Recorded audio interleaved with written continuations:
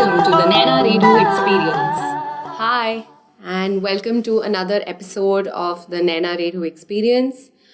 I'm sorry about the voice. I'm still recovering from a throat infection, so it's a little weird. And I'm also sitting because I get I get a little tired if I stand for too long. And today I wanted to talk about. This episode is supposed to go up tomorrow, Wednesday, 9 a.m., like all the other episodes. But I'm only getting time to record this now because I have been traveling, and I did record some episodes before I left for the trip, which is what you've been listening to for the last couple of weeks. And I also recorded a special episode from the roof of my room at Suryagarh.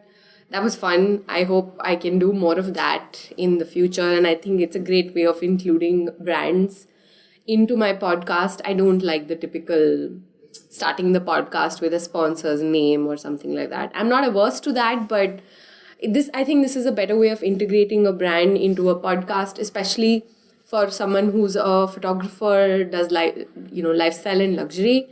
I don't really do podcasts where I talk about social issues or politics. So it depends on the kind of audience, and you already see my blog where I'm talking about products, etc. So it doesn't make sense to then shill those products here also unless it ties into the theme. So I think on location podcasts probably work really well in that sense. Today, I wanted to talk about, I don't know if you guys know about, I'm old, I guess. So for me, I didn't know about this term for a very long time. You guys know FOMO, yeah? FOMO. I think all of us suffer from this, isn't it? So FOMO stands for fear of missing out. And I can't claim to speak for everyone, but I definitely suffer from this a lot. I know I when I go out and I meet people, and especially younger bloggers come up to me and say, hey, you're so awesome and we love your blog and your Insta, and you do some great work and it's so inspiring, etc., etc. And I'm always like, wow, thank you. I mean, of course it's amazing when someone comes and says that, or someone recognizes me. It's like, whoa, really? Like, wow, I didn't know that. But apart from that, it's not like I have got it made. I don't think I'll ever be in a place where I will sit down one day and tell myself, oh yeah, I finally have it made. I think a little bit of self-doubt helps because you're constantly questioning how you do things. You are probably more open to learning. You probably look at things in a different way. A change in perspective always helps. Because if you sit down suddenly one day and say that, oh, hey, I've got it made, I've got all these people emailing me and congratulating me online and coming to me in real life and saying, oh, Naina, you're so awesome. And that's dangerous because you're kind of stagnating then, because you're like, okay, that means I have it made, which means you are not really looking at getting better after that. So it's kind of on purpose also for me. But it can be healthy, but it can be bad also, because then you start looking at things like FOMO, fear of missing out. I mean, I'm just one photographer, just one blogger, so there's only so many places I can be at a particular time. So I'll give you an example. So I'm part of the GoPro family in India. What that means is that when GoPro launched in India, they had picked up some influencers from all over India, which they then flew down to Bombay. It was an all expenses paid thing, and they gave all of us a GoPro Hero 4. And this was about a year ago. I mean, it's there on the blog. I'm not sure exactly what date it was. So I don't know on what criteria they picked the influencers. There were about 20 of us, and it was pretty cool. It was a pretty cool thing for me to do as a photographer. It was a device that I really wanted to play around with, and I'd been thinking of getting one for myself for a very long time. So 2 days ago or a day ago, GoPro sent me the GoPro Hero 5 along with a bag. And the bag's there you can see it if you're on the video, you can see it's to my left. It's the GoPro Seeker. And they sent me some really cool gear with the GoPro 5, etc. And obviously I posted it on my Insta stories, I posted it on my Instagram, on my Twitter, etc. And yeah, it's cool. I mean, they'll send me a GoPro 5. Fuck yeah, it's fucking cool. It's awesome. But I would still prefer to work with them, as I would prefer for GoPro to hire me and to get me to work on a campaign for GoPro in the Indian setting. And I want to do that. I am getting freebies, so I'm not going to complain about it. It's great. But I would still like to do work. You know what I mean? So this is like, there's no end to this. So there are a lot of people who sent me messages on Instagram and even asked me on Twitter. So some people obviously didn't make the connect that this had been sent by the GoPro team and that I had not purchased it. So people were asking me, so where did you get it from? Where did you buy it? Is it worth buying? Things like that. And I was like, hey, I'm part of the GoPro family and they sometimes send me cool gear like this. And people were like, oh, I'm so jealous. And these were two of people that I'm kind of close to. So they felt comfortable enough to tell me that they were jealous. And I totally get it. But I'm sure there were a lot of others who saw it and were like, shit, why doesn't GoPro send this shit to me? Like, I have been working with GoPro. I bought my first device when the first GoPro launched. And I should be part of the GoPro family. And why is Naina on it? And I get it. I also do that. There are brands that I would love to work with who end up working with other influencers who are not so invested in the brand, according to me. And that's the fear of missing out in an anecdotal form. Because there's always going to be some brand who doesn't know about you. There are so many influencers these days. Brands really couldn't be asked to follow everyone.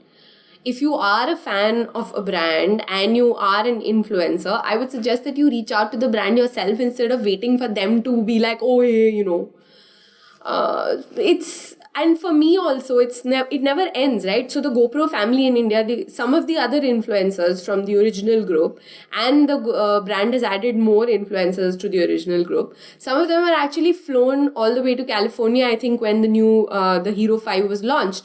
I wasn't flown down there, so I was like, oh, why didn't they take me? I mean, like, I'm also good, like, I'm a photographer, like, what was the criteria? So yeah, we all think like that because we all want to be part of something. And I don't think it's bad per se, but I think it gets bad when it starts affecting you personally. I sometimes, for example, when I'm ill, I'm ill right now, so I'm in that mood right now where I look at stuff and I'm like, mujhe kyun nahi bulaya us event mein, especially when it's a brand that I've worked with and they have told me that they want me to be part of this campaign. And then when the actual first of its kind event happens in India and they don't invite me, I feel left out. I mean, so it's not like, oh, Naina has it made and ho gaya and it's done. No, it's never going to be done. There's always going to be something that I wish I was part of and I'm not. And honestly, even if there was this event that just happened a couple of days ago. I'm too embarrassed to mention the name of the brand because I really wanted to be there. And even if they had invited me, I couldn't possibly have gone because I was ill. Even today, the only reason I'm doing this podcast or recording it is now because it needs to be out tomorrow and I hate it when I miss a podcast episode.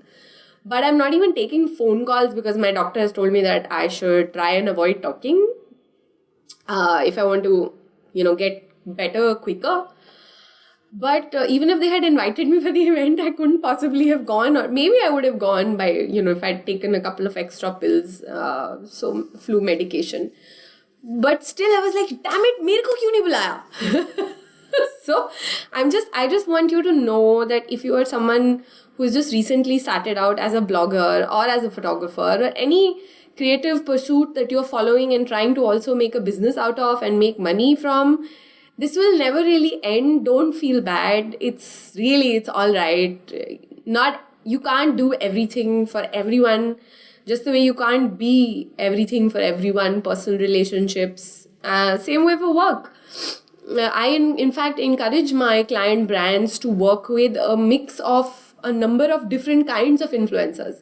Because it's a brand. Yeah, at the end of the day, you're trying to sell a product. You're trying to create an awareness. So brand can't constantly keep working with one influencer, blogger only. They need to work with a different mix and different kinds of bloggers because that's the marketing strategy. So it's not like if you worked with the blogger once, then you will never work with them again. but you might want to look at expanding your portfolio of influencers that you work with. And it's not like if I, my personality or my blog or the way I do things fits with your brand's personality, doesn't mean that someone else's work doesn't fit as well. So it's I think it's a very bad idea for you to just fixate on one person and do it, and constantly keep going back to that person. Sure, that person can be one of your brand advocates, but you need to have other bloggers who can also be brand advocates for your blog.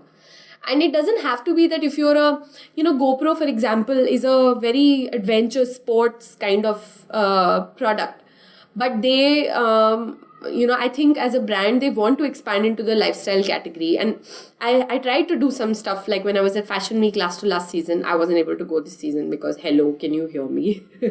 I'm still recovering. So I'd done some short video clips when I was at Fashion Week. So that was my way of saying that, hey, you can do this kind of shit also with the GoPro, and it's pretty cool. You should check it out. They're like these selfie videos where I'm turning round and round on my feet and the GoPro is pointed towards me. So because of its frame rate, if you kind of slow it down once you've recorded it, then in the background, all the lights, they get slowed down. So you get these nice patterns of lights. And I thought that was such a very cool effect. So you also need to bring to, so when brands send you stuff like this, it's up to you to then do something with it. And also, but you will probably only do it if it excites you. If it's a product that you're not really behind and you don't really understand or use, then you're not going to use it, and eventually the brand's going to figure out that this is not really making sense. So if it's a product that excites you and the brand is sending it to you, I mean, sure, say thank you and then see where it fits in your workflow. My problem as a photographer is, I already have the phone. I have like 3 devices right now, and there's constantly new brands getting in touch saying that, we have a new tablet coming out, or we have a new mobile phone coming out, and we want you to do something. So my problem is that I already have so many devices. I don't really know where to fit in an extra one every time an extra one lands. I might be excited to still try it out because there's so much shit happening, and you can record new stuff and you can present a new angle or an idea, and there are so many people who do cool stuff and share online, and you're like, oh damn, I could have done that. And then you try it with your equipment and you try it 5-6 times, and then you come up with something that's totally different. So I have those moments also where I'm like, oh damn, I made this is so cool. But a majority of my time, if I spend too much time online looking at other creatives' work, is like, damn, why didn't I think of that? And it takes, I don't know about you, but for me, it's taken me a very long time to be like, okay, that is them. That is what they bring to the table. But this is me. This is what I bring to the table. There is value in both. And the differentiator, I think, for a large part is also about how you pitch yourself to the brand, how, if you've met with the brand, if you have the opportunity to meet with the brand. Now, for example, I know a couple of other bloggers who were invited for the first GoPro family thing that happened in Bombay, but they weren't able to make it. And so that relationship for them never even started. So GoPro they can still approach the brand and say that, hey, we weren't able to make it the first time, but we are interested in exploring how we can do this further. But then now it's up to them. Right? So don't look at it like, oh, hame kyun nahi mila or hame milna chahiye tha. And this is not a question of deserving, because it's like your parents might think you're the most deserving child in the world, but really brands don't give a fuck. If they are going to see value that you provide, there is a network or an audience that the brand is getting because of you showcasing the brand's products, then they'll get in touch with you. If they don't see any value in it, they don't like your style, or the person working at the brand doesn't like you, I'm sorry, but your style could fit in as much as you think it fits in, but if they don't like you, they're not going to work with you. Which brings me to the point of likability. I've never been a huge fan of likability, and I have always maintained that I don't care if I like you or not, let's work. Now, that's how I feel. Unfortunately, the mass or the majority of the people that I work with don't feel like that. They think likability is important. And I've asked people personally, and I think a lot of them say that regardless of, even if your work is mediocre, they would work with you if they like you. And you could be the most brilliant photographer on the planet, but if you're not likable, they really don't want to work with you. See, because I think what happens is at the end of the day, if you're a person with a salary and you're working at a company, you have no problems with the salary, okay? You have your money coming in. You're not that stressed out about, oh, will I get paid next month or not? You know it's going to come in by a certain date, especially if you're working with a good organization, an international brand, etc.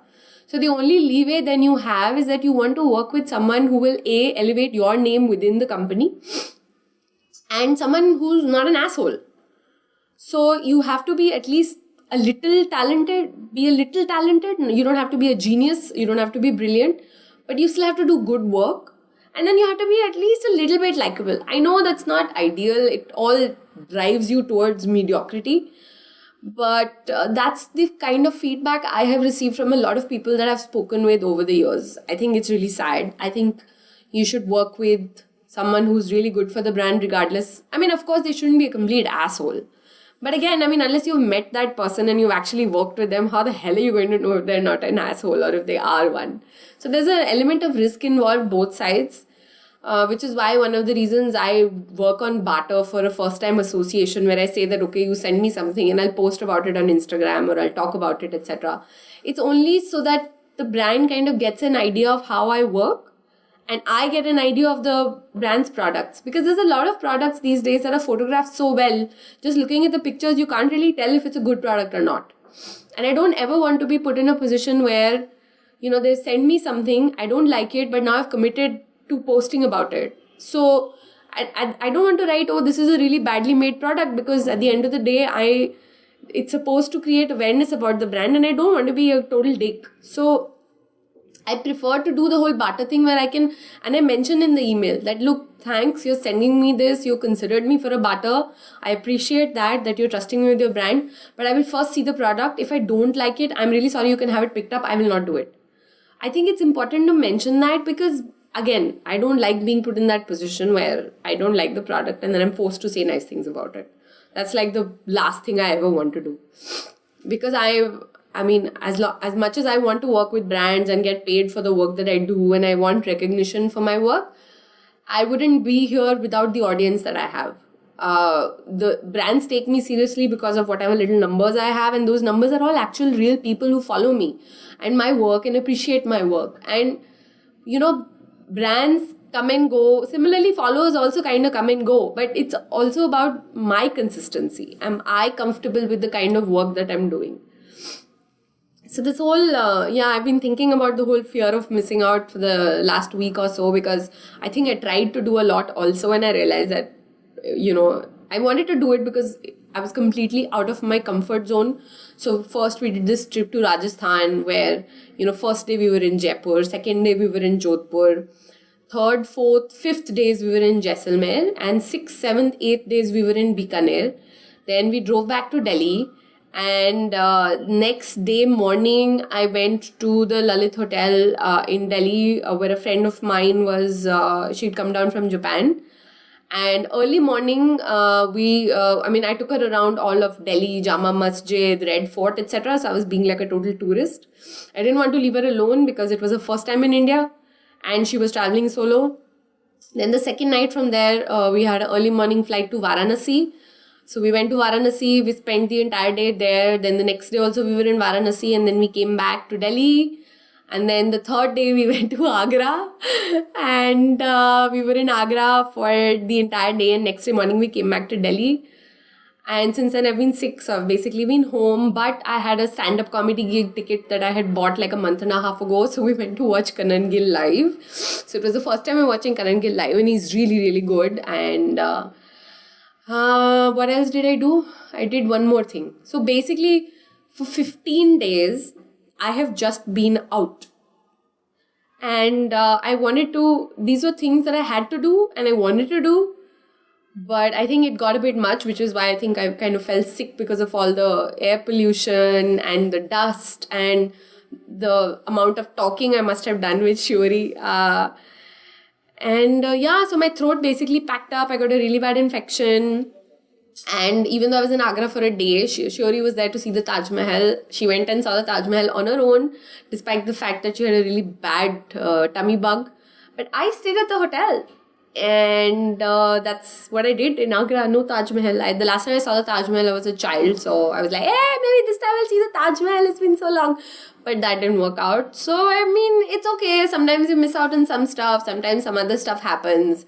And I just tell myself that, during season, I get invitations to events, like 6 events in a day. And honestly, I'd rather go and work for one person than attend 6 events as a guest. Because what's the point?